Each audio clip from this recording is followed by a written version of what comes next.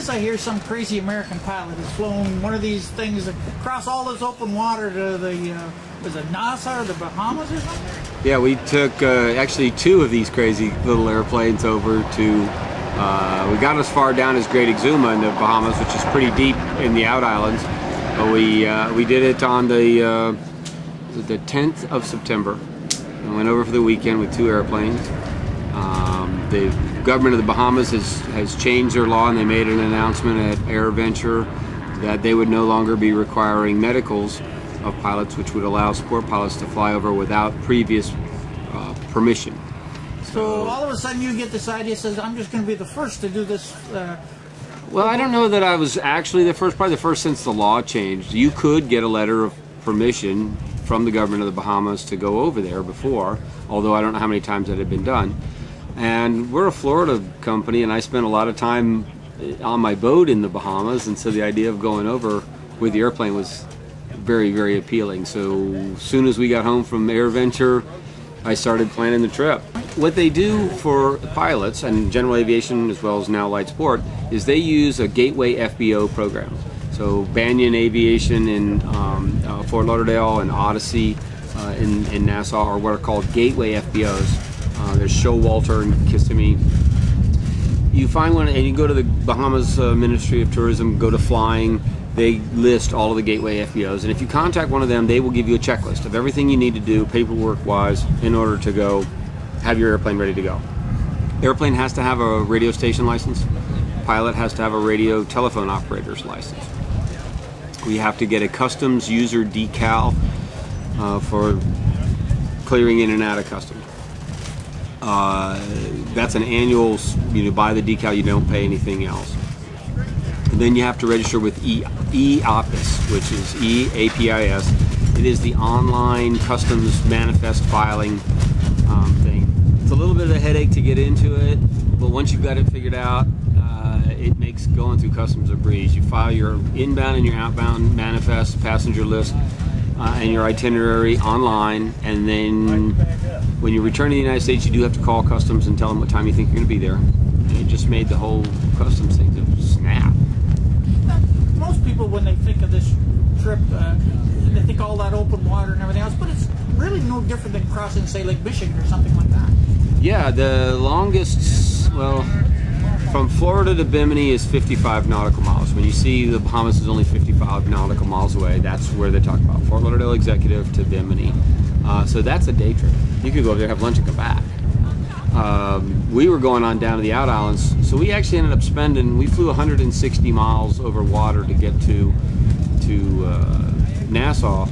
But the Straits of Florida, there's lots of shipping. We went with 2 airplanes, and then when you fly over the Bahama Bank, which is the bulk of the trip, it's shallow water. Anytime you're involving risk, you've got to manage the risk. And is the reward worth the risk? And in this case, it's a resounding yes. It's a wonderful place to visit. It's beautiful flying. The people are friendly. The experience was 100% pleasant. We managed the risk by making sure all of the equipment was in top-notch order. We had flight plans. We used flight following. So I think we did everything that we could do to minimize the risk. Now, I understand you also did some video of the trip as well. What was the purpose of doing the video? One, it's a beautiful place to fly, and we did want to, document the trip and let people see how easy it was and how beautiful it is.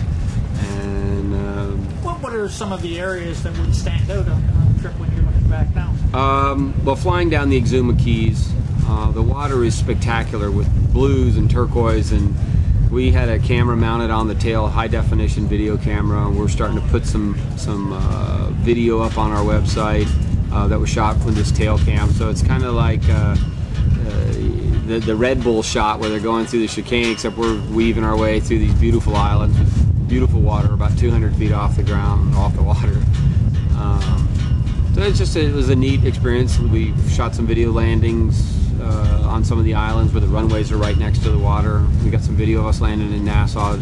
I understand you had some video of landing in a little sandbank as well? Oh yeah, we did a little touch and go on a sandbar down Gallio Bank. We shot that. It was kind of a really getting away from it all. There aren't too many airplanes that you could actually land on the sandbar and not have a problem. I've got a friend that landed his maul on it, so I knew it was possible, and a lightweight Lightsport airplane. Not that I'm advocating anybody do this, don't try this at home, but just sort of I believe that the Lightsport is a way for us to get away to fun destinations that are not easily reachable other ways. Economical is the other thing that comes in. I mean, to make that trip that you just made in, say, something with a float plane rating, I mean, you would be, just in fuel alone would be astronomical. Yeah, we only burned 10 gallons of gasoline to get from Fort Lauderdale to Nassau. The guys at the FBO were like, "That's it? You really came from Fort Lauderdale on 10 gallons of gas?" The whole trip, we got all the way down to Great Exuma. We had done the photo shoot.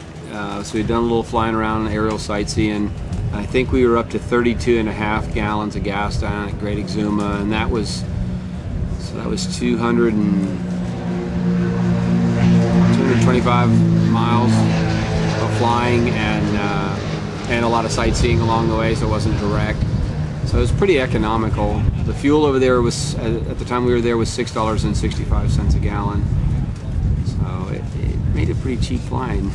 Now, the airplane that you're using, it's a Lightsport aircraft. Give me a little bit of information on it. Okay, that's the Breezer. You guys have done some video stuff about the airplane. It's an all-metal low-wing powered with the...